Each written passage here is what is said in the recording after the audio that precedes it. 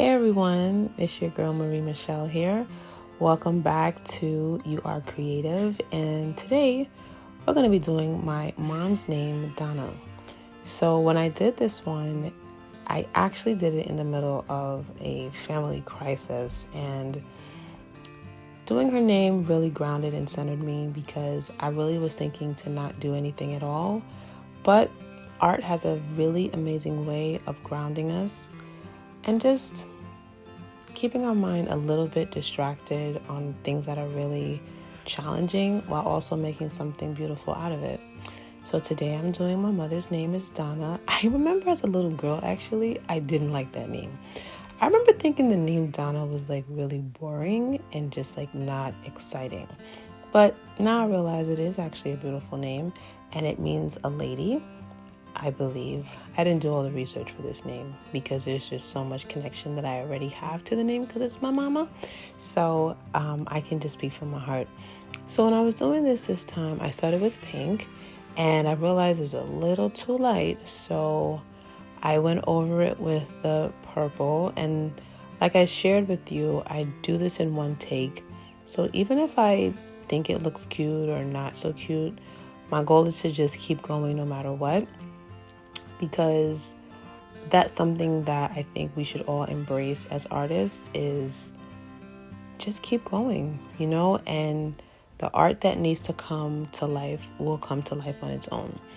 So I highlighted it, and the cool thing about it is even in doing it over in the purple over the pink, it actually adds to it because now it has two different colors. Even though you can't see it too strong, I think it's really pretty. So part of this is to try different elements or different ways to write the name. And again, my idea was to make it a little bit skinnier. But if you watched my first video doing Jessica, some of the differences weren't that noticeable. But like I said, I'm going to keep going. And also I just noticed, if you notice, there's a little bit of a shadow and you see a little bit of the arm of the black round thing on the right hand of the camera, which is the stand for the it's the stand for my phone.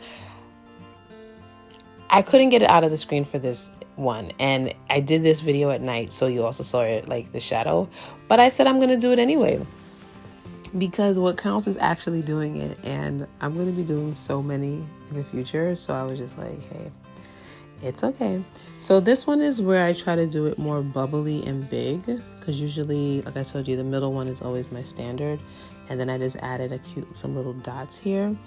So that was a little addition to it, although as I'm recording it's not as clear, but that's also okay.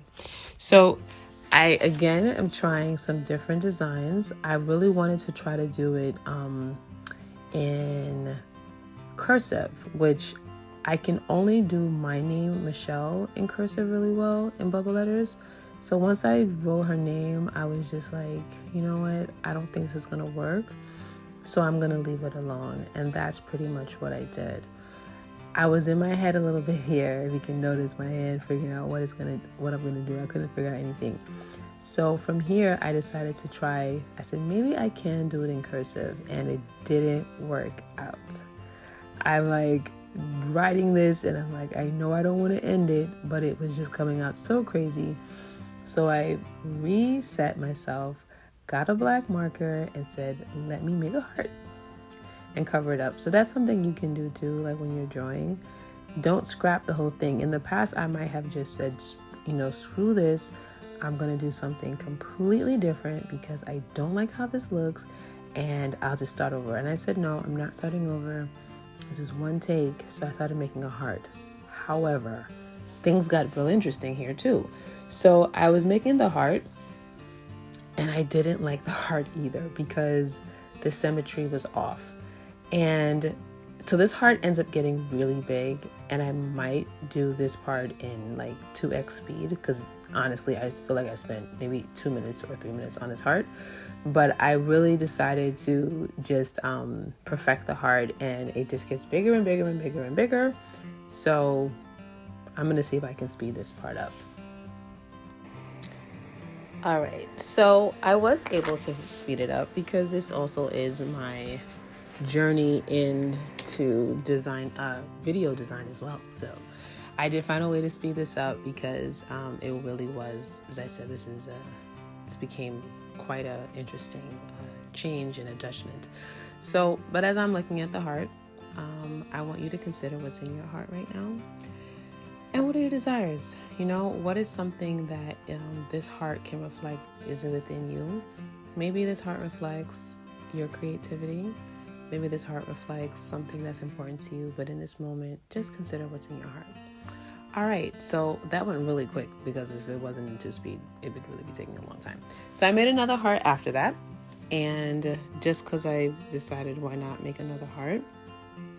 And I always love the heart with a little arrow through it. I just always think it's so cool.